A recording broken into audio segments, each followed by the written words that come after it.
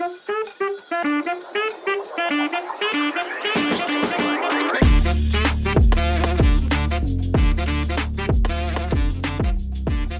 everybody. Welcome back to another episode of Brewing Business with Brady.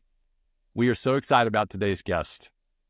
Today, we have William Wu, a consulting powerhouse with over 25 years of experience across energy, tech, and more industries. William's got a background at PricewaterhouseCoopers and Arthur Andersen, and William's seen it all. He's here to share his journey, his formula for business success, so grab your cup and join us for what promises to be an energizing chat. Well, William, we're really excited to have you on the podcast, so thanks for joining us today. Yeah, Mason. No, thanks for inviting me. Look forward to the conversation.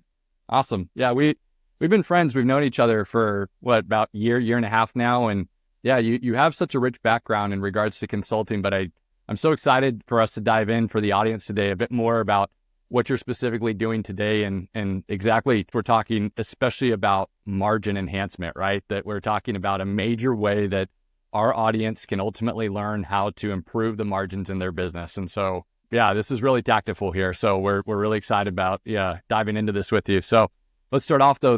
What do you got in your coffee cup today? This is Brewing Business with Brady, so we gotta know what you're drinking there. Yeah, no. So I'll tell you a quick story, and I wanted to get in the spirit of the podcast, and so I did grab a coffee mug in the house here.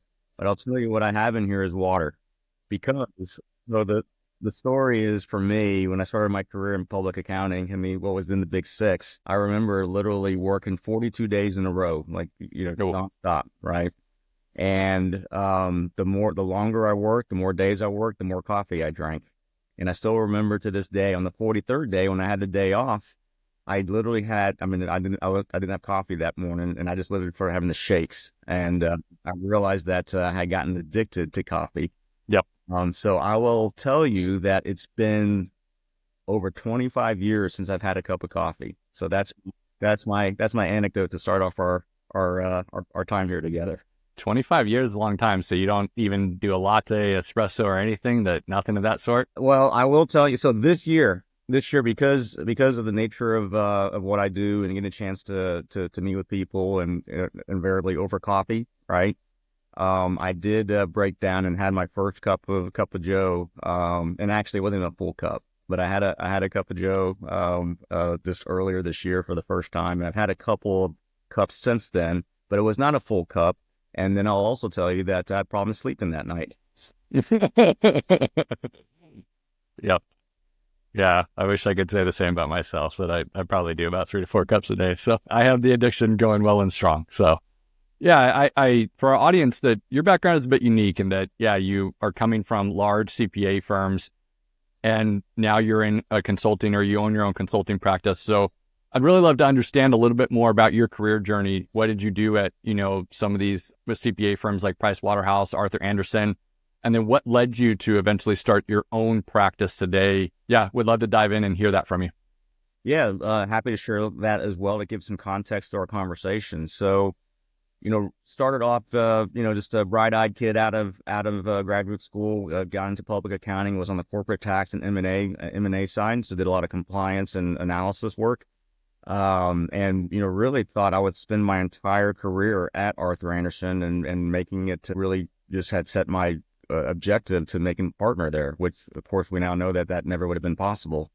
But you look back and think about things, pivotal moments in your life, and, really had the opportunity. Well, I had an opportunity, and this is actually early on. I realized how important relationships are to, not only on the personal side, obviously, but in professional life, because I had stayed in touch with the recruiter from Pricewaterhouse, and we had just really become friends even after I had joined Arthur Andersen.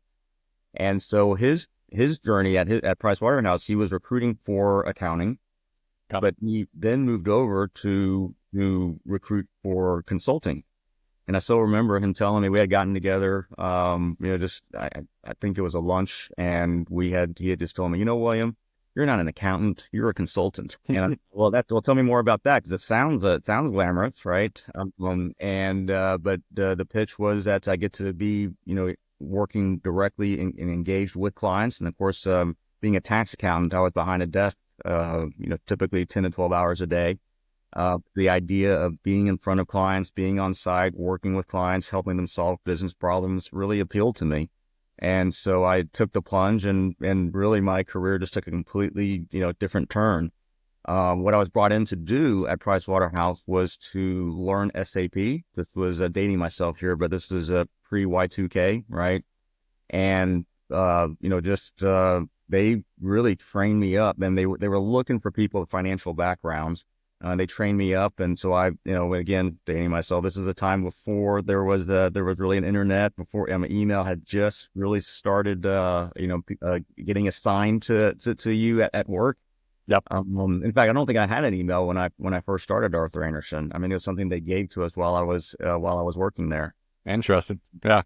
So, for those of you that aren't old enough to remember that might have been like, so it was just it was all, just kind of learning and adapting to a new normal, right? But just again, just kind of taking that background and knowledge and kind of transferring it to helping of organizations of a very large size. Pricewaterhouse obviously worked with very large global organizations. And being able to help on an implementation from a financial aspect was something that I had never expected to be doing coming out of just 2 years after coming out of graduate school. But that's the path that I went down. And I'll tell you, at first it was all very glamorous. I was traveling every week, going to client sites and being on these very large project teams. But after a while, I realized that, this is not the life I really wanted to live for the long term. And so I ended up connecting with a partner that was leaving EY at the time, and he was going to start a consulting or business systems consulting practice for at the time it was a regional CPA firm here in town. Got it. So I decided to go do that, right? And really learned a lot about how to build a practice. We had nothing as I joined that role or that job, really had nothing to start with, right? We really had to build it from the ground up. So that's something I got to learn how to do, from managing all aspects of the operation as well. From sales to delivery to support, and also managing staff and growing the business. And after a few years, I then decided that I had kind of the itch to go off and do it on my own, right? Hang up my own shingle. But as fate would have it, there was another guy that was looking to separate his practice from his accounting from another accounting firm, and so we joined forces and launched a new business. Right. And I did that for a number of years, almost 18 years, building up a technology services organization. Got it. So I guess, so that's kind of the backdrop. And then really to cut to what I'm doing now, I will tell you that COVID hit our business really hard. And we had built it up, but we had over 120 consultants when we did that organically, right? There was no acquisitions. We just kind of brick by brick. And for the first time in our firm's history, we actually had to have layoffs during COVID, and that was tough. And it really kind of got me thinking about what I wanted to do with what I consider to be the back nine of my career, right? Yeah. Do I want to? I've been doing it. I've been in the technology space a very long time.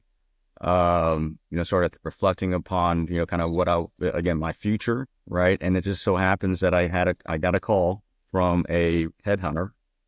And I still remember the voicemail, and it was, "Hey, we're looking for CPAs who can sell. Give me a call back." Right? It was that short and succinct. In other words, we're looking for unicorns, right? Yeah, that was the stereotype, right? And I thought, well, that was that's an interesting hook. I wonder what that's about. Yep. Right? And so I called the guy back, and he introduced me to this world of expense optimization consulting. The model seems so simple, and so I'll give I know we'll talk a little bit more about this, but the idea is that you engage with clients to evaluate what they're spending money on, how they're spending money, and you provide benchmarks and feedback on areas where they're probably leaving money on the table, and Yep. they're spending more than they need to, or their prices are higher than they need to be, and we come in and help them optimize that, right, or reduce their cost without and the important part of that is we're not sacrificing any quality. We're not. Sometimes there's this mindset that when we're cutting costs, you're gonna cut the quality of the service or the product that's being purchased, and that's not an option in this scenario. I'm interested for us to dive into that quality aspect, right? Because, like you said, it is a perception. They're especially facing this pinnacle point, in that 5 to 50 million in revenue, where all of a sudden the owner is building out a leadership team, and they're not in all these vendor engagements anymore, right? That they're not helping to lead things. They're not in the details anymore, and so yeah, I think you talking about what you do is so prime for our audience, because they're facing situations where they have a much more complex team or a complex business. They're finally getting into that period of their business lifecycle growth, and they just don't have a grasp on everything cost management, what their vendor relationships or what their vendor, contracts look like. And so there is that complexity that buried. And I'm sure you probably experienced, like, there's things that are just buried in your income statement that you don't always know exist, right? Because even your accountants aren't pulling out a full list of everything that you're buying and every subscription, et cetera. And so it's buried in there, and it's the idea, like, what can you really tap into it? So I'm excited to talk about this with you today. Yeah, no, and I'm happy to share. I mean, and I think I bring that perspective, of course, also of being a shareholder, a business owner, right, and having gone through the life cycle of or the evolution of the organization as you grow, and the amount of things that you just don't have time to address, right? And in fact, I'll just share the kind of the anecdote I typically share with my clients and prospects when we have a conversation is you think about insurance, right? That's a good category. Just everyone has insurance, right? And I will also preface it by saying that relationships are really important, again, whether on the personal side or on the business side. And I referenced that in our kind of my opening comments. And you want to have somebody that you rely on and that is there for you. But in all the years that I was again, almost 18 years, right? Not one time, literally not one time did my insurance premiums ever go down. Yep. Never, right? And so I was conditioned to believe that insurance rates just always go up. This is how that world worked. And typically what would happen then is our CFO, who was responsible for essentially handling those conversations with our brokers on a yearly basis, invariably every year the conversation was, we got a renewal quote, the increase was 10%, but I negotiated and I got it down to 6%. Right. So you're thinking, hey, well, that sounds pretty good. Hey, good job. Right. But then the reality is that from my standpoint, looking back now having been on now with Era Group, I realized that, I had no idea whether that was good or not. Yeah. I just accept it. And frankly, then for those that have gone through the process, it's to really kind of dive into it. I mean, all of it, right? And we touched on it as well already, is that all of it to really understand kind of what the vendor relationship is like, what you're paying, what the market is like. That's very time consuming. And the reality is probably it's not worth an executive's time to dive into the details of any specific contract. The same goes with insurance, right? Because you do rely on your broker to look out for you. But if you take a step back and think about it, your interests aren't necessarily aligned because you're paying a percentage of your premium to your broker. Yep. So the more that they reduce the cost of your policy, the less that they make. All right. And so there's really no one to truly officiate, so to speak, what's really going on in the marketplace. And since I've been with ERA, I've done 5 insurance projects in over a 3-year period. And what's really opened my eyes is that I am 5 for 5 in helping my clients reduce their premiums, even after they've been told by their broker that, hey, this is the best that we've been able to get for you. Right. So it's those kinds of anecdotes or scenario, real life case examples where, I stop to think, engaging with us to help monitor or help evaluate and assess and provide feedback from an impartial third party point of view where our interests are 100% aligned. right? In terms of helping to find the best possible option in the marketplace. I mean, that's essentially what we do.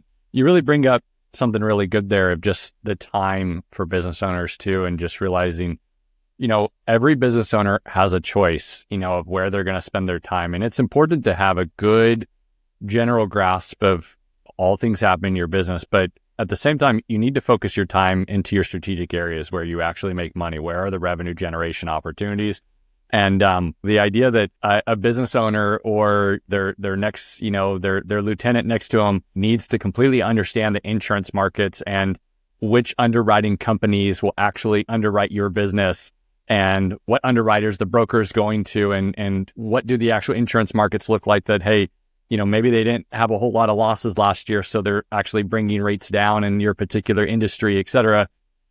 It's a whole lot to understand, right? Like there's just so much to watch, and it's not a core element of your business. And so that's why getting somebody like your help makes a lot of sense, because it's not a core element. I encourage business owners that get help where it's not a really strategic core element of your business, and that, somebody can be watching out for you though, and making sure that you're getting the margin that you need. So this is good. Can you provide us another example? Because especially in blue collar space, that at Brady CFO, that we specialize with like agribusinesses, construction, logistics, transportation. One of the things that I knew, packaging, for example, in agribusiness, actually having to pack the products into packaging, and the reality of how few vendors actually serve the ag market and what that looks like, and making sure that you're getting the best rates on your packaging, because those really can eat into your returns very quickly. And the problem is with packaging is that you have to buy a bunch of inventory ahead of time, and there's a bunch of shrink too, right? So if all of a sudden you're paying more,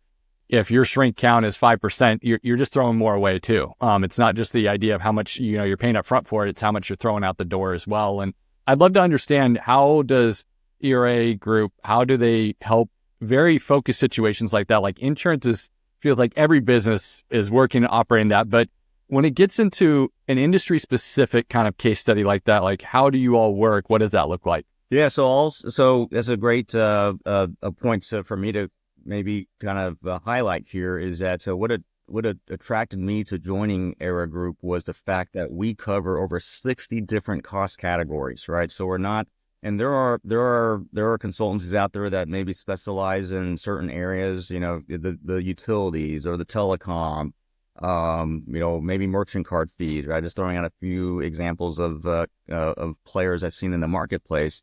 But what's unique about us is that we have all of that under one roof, right? We have category specialists that all they do every day is help clients to really optimize their spend in their specific area.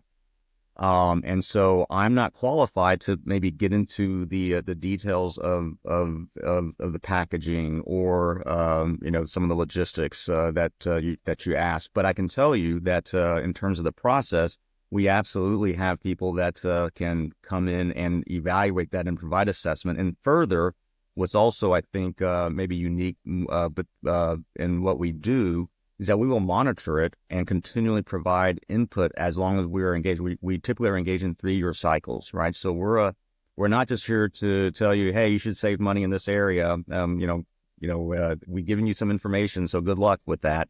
We're actually the extension of the team to go out and get those to get better pricing and terms, while also reviewing processes, also constantly monitoring to make sure that things are working the way it should internally from a process standpoint, and at the same time monitoring that the supplier is doing what they're supposed to be doing, right? Both from a quality and service and customer service standpoint, and making sure that things are working the way it should be, and that you're getting charged correctly for it. Because I've also seen scenarios where vendors and suppliers, they have contractual rates, and guess what? Over time, they just start charging a higher price without notifying the client or our client. Yeah.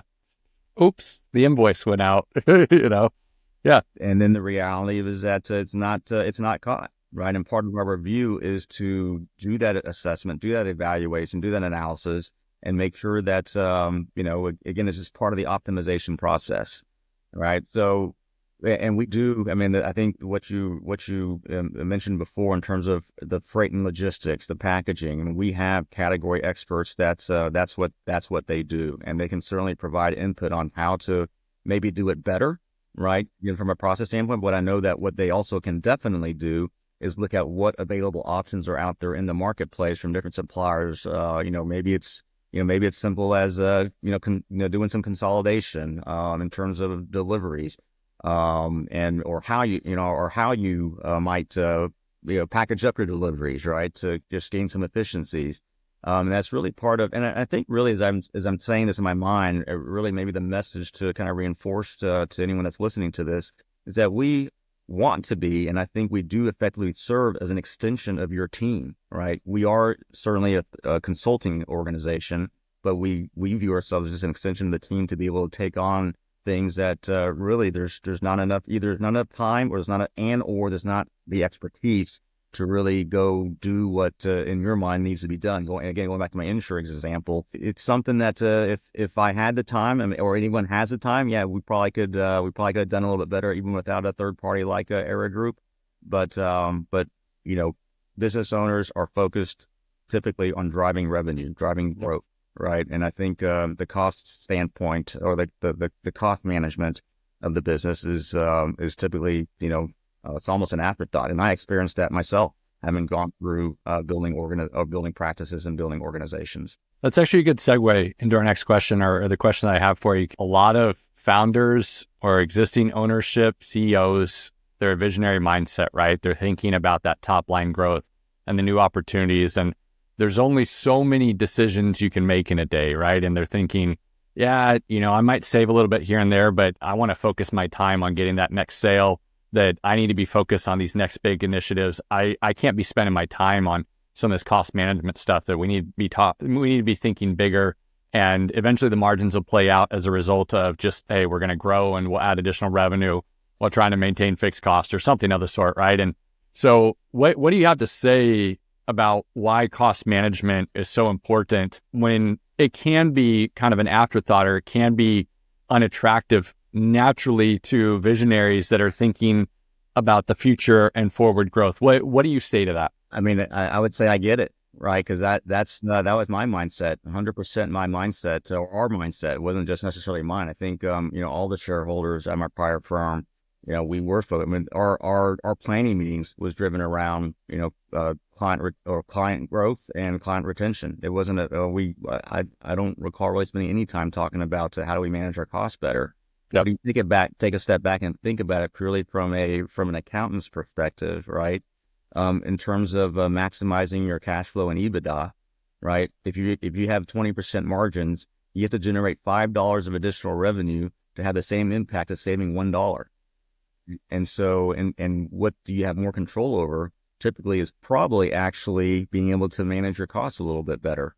Yep. But that's not I think you're exactly right. That's not very visionary, right? Yeah. That's not what we did. I mean, we focused on growth. And so really again, maybe to underscore again, I mean, a lot of times it's just not having that either that discipline or certainly the resource availability, right? Whether yourself as a business owner or even among your team, to go out and really truly evaluate what the market has to offer. I guess you'd expect me to say this, but really having an advisor or consultant that you trust, that can come in and provide that support and analysis and market feedback. I mean, it's worth. Again, from my standpoint, and that's why this business model attracted me. It was so appealing to me. Is why wouldn't you do it? Because I guess I haven't even shared the kicker to our business model, is that we are 100% contingency based, right? So you can engage us, and that probably tells you something about the amount. I mean, the confidence level that we have to be able to positively impact our clients' organization, right? In a positive way, of course, right? And it's basically based off of the savings that we can generate. We share a percentage of that, and what I'll also say is that we're not well known. In all the years that I've been in consulting, I have never come across this business model or this business service, right? And it's only until a recruiter called me, and try to suck me into this world that I realize that this does exist. It seems so simple, and my reaction to it is like, who would say no to this? And so part of being on this podcast is really kind of sharing to anyone who's listening. Hopefully, they're still listening. That that we are out here, and I'm a big believer in what we do, and I think and I will also tell you that every client that's engaged with me so far, we have positively impacted their their financials in some way, right? I mean, because if a business owner is being honest with themselves, and maybe just even if they're just thinking about it, they should know that they are not fully optimized in all aspects of their business. I mean, it's not really possible. I think. No, they need a team around them. And I think to your point, like, as you were talking that, it's even as a business owner myself, and as you as a, previous business owner and with lots of, deep experience in that I've grown.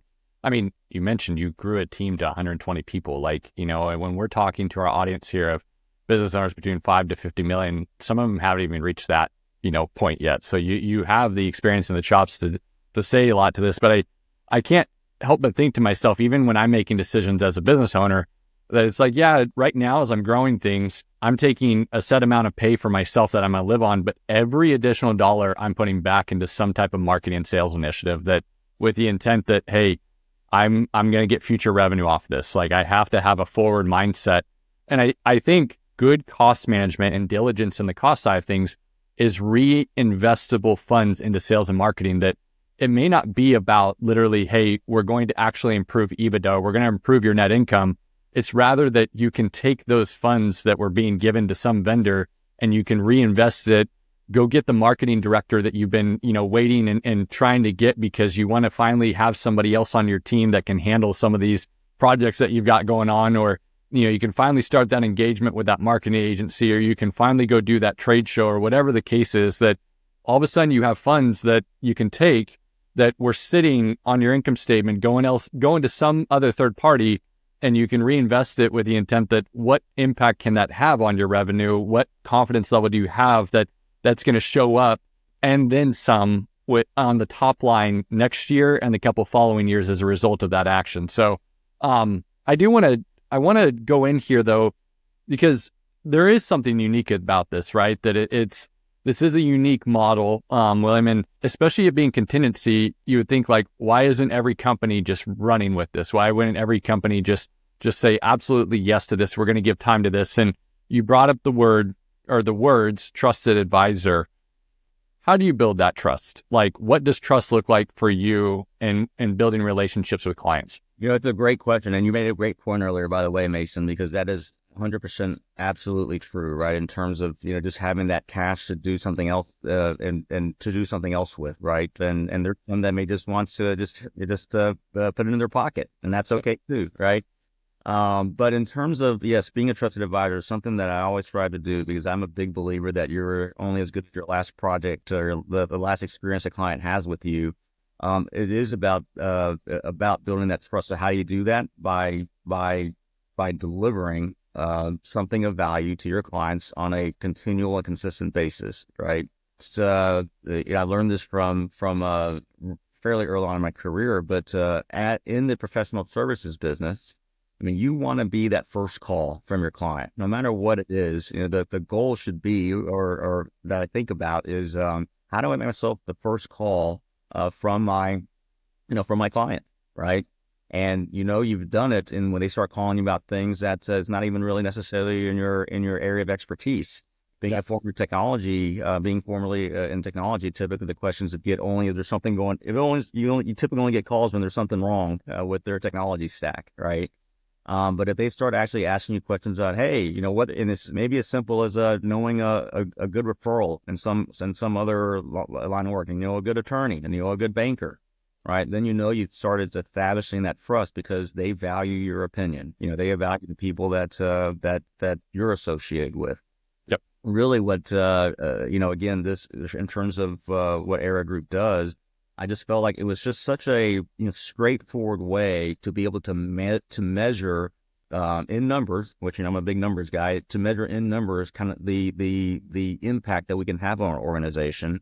And probably not surprising, just it feels really good when you can help, when you deliver results to your clients, right? And I mentioned earlier, and I also just popped into my head. I mentioned earlier that I don't think people generally know about this business, and certainly they don't know about Era Group. But we've been around for over 30 years. I mean, we're 1,000 people strong worldwide. So it's not, it's not even in the way that we operate. We all have our individual practices and clients that we work with. But we have so much expertise in our organization. Again, over 60 different cost categories that. Really, what I realized, and what I'm leading up to, is that when I first started with Era Group a little over 3 years ago, I was so gung ho, I was so fired up, and my messaging was, "Hey, just we'll help you save money, right? We're going to come in and do all these great things." And I realized that that message, first of all, it's kind of a tired one, right? Because executives hear that all the time from providers, and it wasn't a way to build trust, right? Because I sound like just like every other guy. And so what I've leaned toward, and I learned from that, because I wasn't getting the response or the reaction or the, wow, this is fantastic. I'm so glad I met you, right? That wasn't the reaction I was getting.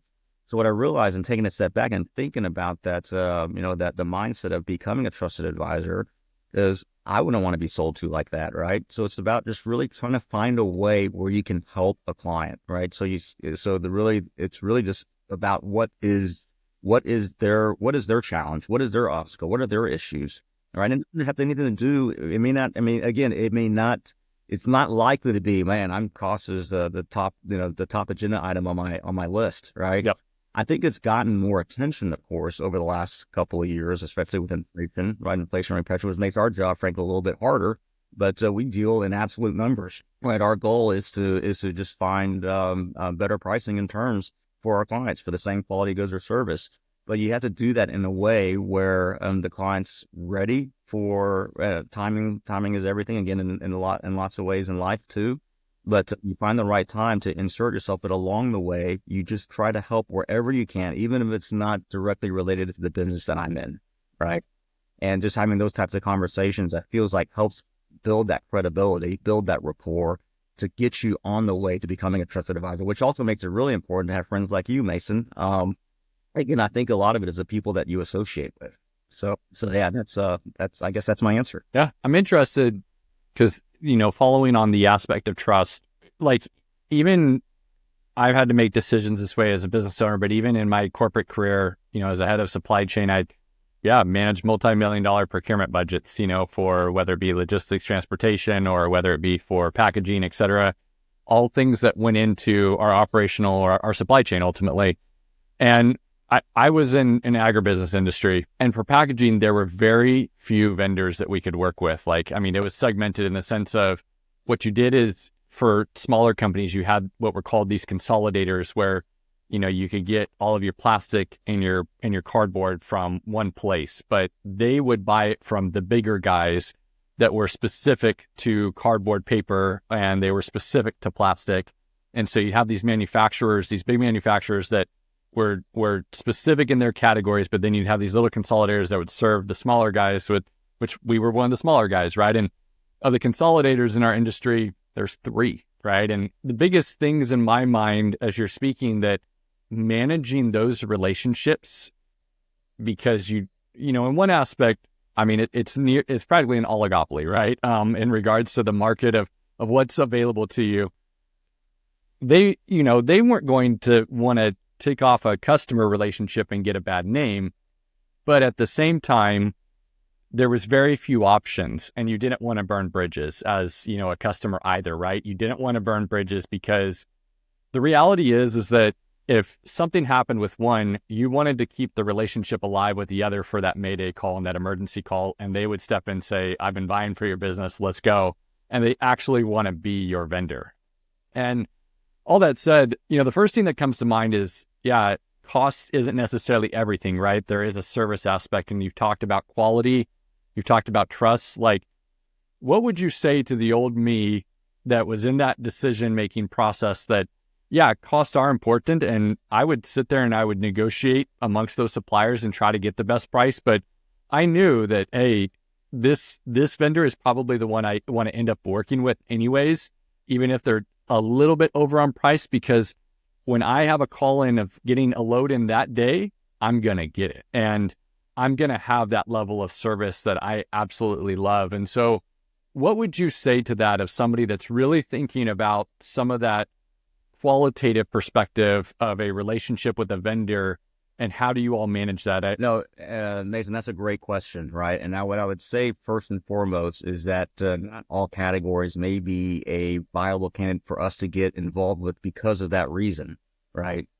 However, even in that scenario, I do feel like we can provide some independent perspective, right? We would engage with if you were still interested in getting some feedback in that space, we can certainly provide it. And maybe we have, and we're just kind of playing hypothetical here, but maybe we do have some other alternatives that we can bring to the table, right? Got it. One example kind of comes to mind also, and I hope I don't mess up this story, but we had a project we were doing just on uniforms cost, right? And I think it was a rural area, and there was, I think, only two like uniform companies that were in that area. And our client really just wanted to work with local businesses, which we certainly understand and respect, right? And we'll always work within the parameters of whatever our client's preferences are. But just to share the solution, or the way that we're able to drive savings in that specific project, was that we actually found someone that didn't provide the type of uniforms that that company was looking for, but we found someone that was willing to start making them for that client, right? Guess what? At a lower cost, right? So, but again, the client has to validate and verify the quality was as good and hopefully better. I wasn't directly involved with that, but it's really about just trying to look for other options, or really engaging with just different alternatives. Again, something that's probably typical business owners not going to have time to do, right? But going back to your scenario, I will tell you that kind of touching on, really make sure we understand the situation, understand the client's maybe perspective on things, right? Because again, the relationships are important, and if someone's been a trusted supplier for you for a good period of time, you don't want to damage that relationship. So we can come in very soft in terms of, hey, this is not a Mason thing, right? If you're the point of contact for that supplier, a typical approach would be that we've been engaged by the executive team to just do just kind of all up a review of the key suppliers in the organization, even if we're only working on that one project, right? Well, to kind of remove the potential any sort of maybe animosity towards you, like what's going on here. But really, our purpose is to be able to assess what the pricing is, what the best pricing is available potentially among, in your case, all three of those suppliers, right? And what I have found is time and time again, being that third party, being a mouthpiece for our client, kind of removes that direct conflict, right? Or kind of questioning, You're the fall guy. yeah, really, right? And we do it really. I mean, I like to think we do it very professionally, but the idea is really just to, sometimes rattle the cage just a little bit. And we have clients that tell us, hey, this is a really important relationship to us, and so we'll be extra sensitive in that messaging.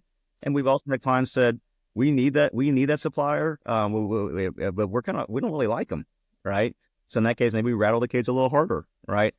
And I think the other thing that comes out of that is that we also can really flush out which suppliers really value your business. Like, which are the suppliers that are really wanting to work with you, and we can bring that independent feedback back to our clients to help them evaluate. And by the way, we cannot. I mean, it's written in our contracts. We can't force you to take any options we put on the table. Our job really is just to find the options and find ones that are attractive or appealing enough to hopefully, you're in a better position and we'll get paid, but we can't force you to do it, right? So our incentive is always to try to find the best available option without disrupting any existing relationship.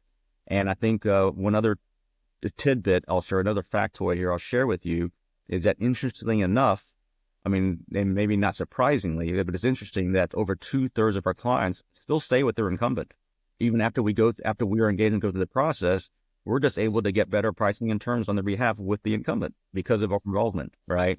And it's not surprising, I think, because, if there's really nothing broken in that supplier relationship, even if you can get better savings options from an alternative supplier who's, obviously maybe trying to get in the door through lower pricing, most clients aren't willing to take that because they have a good relationship. They've been taken care of by their incumbent supplier, and we get it, right? So, Got it. So hopefully I think I addressed the question. Hopefully I did. No, you did. I think, the key, and it's a big reason I wanted to have you on the podcast, William, that I think that this is kind of an elusive, misunderstood thing. And it has been around, your group has been around for 30 years, but for a lot of business owners, I know that, I had your group reach out when I was, a corporate CFO, but I think for a lot of business owners directly to understand the value that you bring, but I think I wanted to make sure that our audience understood of the relationship focus and aspect, and the fact that it's contingency based too, that they're not going to shove something down your throat and you still have to accept their recommendations.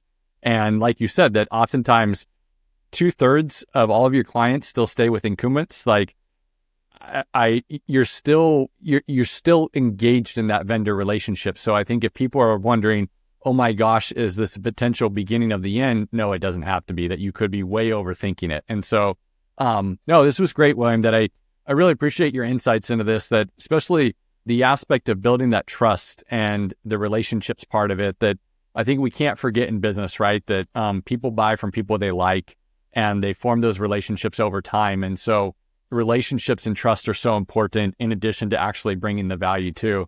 They have to all go hand in hand. There's nothing, I wouldn't say that one thing is more important than the other. It's really, but they have to go hand in hand with each other. And so it was great to learn more with you. So yeah, what's one key final takeaway that you want our audience to go home with? What would you like to tell them? What I'd like to offer, and something that we started doing over the last year or so, is to really just offer it never, in my opinion, it never hurts to have a conversation, right? That's where it starts.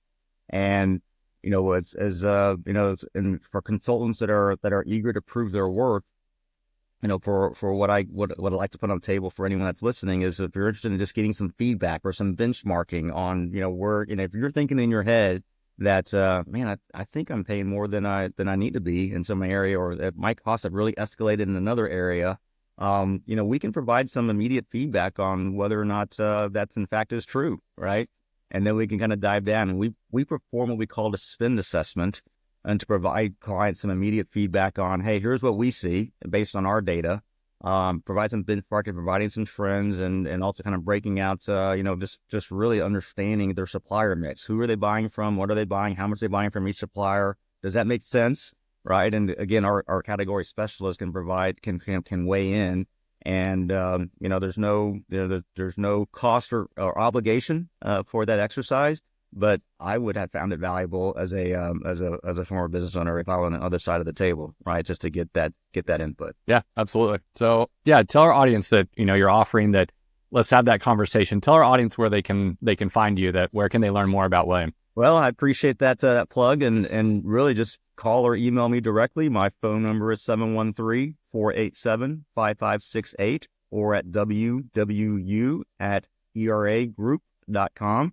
Or, it may even better, contact Mason, right? Mason and I are pretty closely aligned, and I've been looking forward to doing this, and I'm looking forward to doing more with you in the future. Awesome, thanks, William. And yeah, don't forget to subscribe. And we actually have started a giveaway to our audience that if they comment below Brewing Business, so whether you're in YouTube or whatever podcast, Apple Podcasts, wherever you're listening, comment Brewing Business, and we're offering a free 30-minute consultation as a giveaway to somebody that comments Brewing Business. So of the first 10, we're going to select one of those people to get a free 30-minute consultation, as well as you'll get entered into a grand prize giveaway where once a month we give away one of our Brady CFO coffee mugs for brewing, business with Brady. And so you'll be entered into the grand prize giveaway. But yeah, to that point, if they want to reach out to me, that's great. But the fact is that there's so much value that we're trying to bring in these episodes, that we're talking to business owners, we're talking to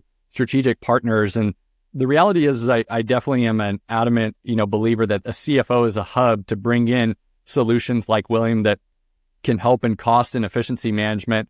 And we're trying to bring on guests on this episode as well that, bring value in other areas. We had experts in CRM implementation for, businesses 5 to 50 million. We've had sales and marketing experts, sales trainers and leaders that actually develop sales systems inside companies, et cetera, et cetera. And so the idea is that, we're big believers that financial performance is driven by quote unquote non-financial things, oftentimes too. And so, yeah, we appreciate guests like William, and thank you so much for listening. And yeah, hopefully you found this episode valuable today. So thanks everybody. Have a good one. Yeah. Yep. Thanks, William. Appreciate it.